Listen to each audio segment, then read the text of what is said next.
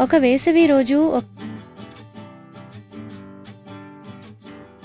ఒక మిడత ఎండలో సంతోషంగా పాడుతూ నృత్యం చేస్తోంది. అది కిచకిచలాడుతూ ఆడుకుంటూ ఉండగా ఒక చీమ కష్టపడి పనిచేస్తూ తన గూటికి ఆహార గింజలను తీసుకువెళ్తుండటం చూసింది. నువ్వు ఎందుకు అంత కష్టపడి పనిచేస్తున్నావు అని మిడత అడిగింది. వచ్చి నాతో సూర్యరశ్మిని ఆస్వాదించు.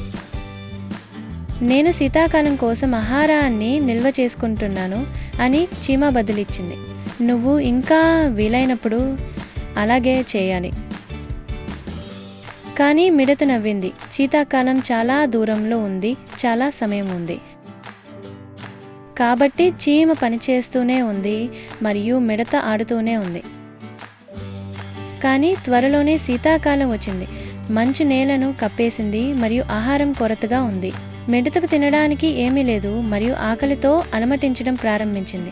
అది చీమల ఇంటికి వెళ్ళి ఆహారం కోసం వేడుకుంది.